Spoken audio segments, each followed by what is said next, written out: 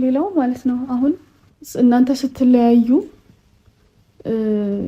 ከተጋባም በኋላ ማለት ይሄ ከመጋባታችን በፊት አንዳንድ ነገሮች ጀምረው ነበር፣ ግን እንዴት ነው ችላችሁት ይዛችሁት ነገር ነው ይሁን እንዴት ነው መፍረስ የለበትም ተብሎ ነው።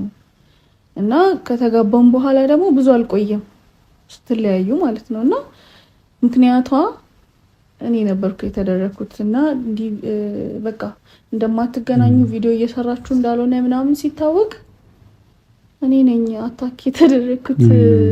በኮሜንት በተለያዩ ቪዲዮዎች በጣም ብዙ ኢሹ ነበራችሁ፣ መበተናችሁ ምናምን ትልቅ ኢሹ ስለነበረ ሄት ኮሜንት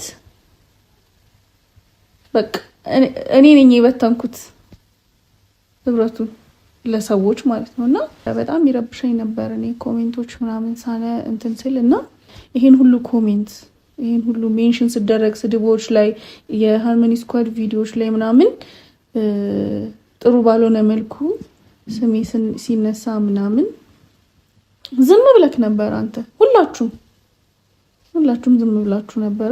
ምክንያቱም ይታወቃል ሁላችሁም እኔ እንዳልሆንኩ እየታወቀ ዝምታው ደግሞ የበለጠ እንዴት ነው ልክ እንዲመስል ነገር አደረገውና ምንም ነገር ባለማድረግክ ምንም ነገር ባለማለትክ ምናምን በጣም እንትንል ነበረ፣ እየሰማኝ ነበረ።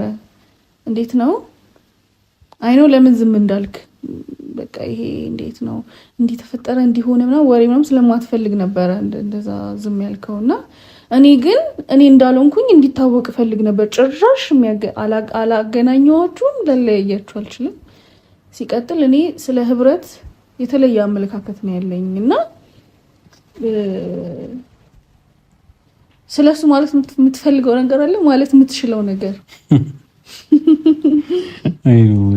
ወስታፍ በጣም ለአንቺ ከባድ ነበር። አይ ቲንክ በቃ ትክክለኛው ጊዜም ስላልነበር ነው ዝም ያልኩት።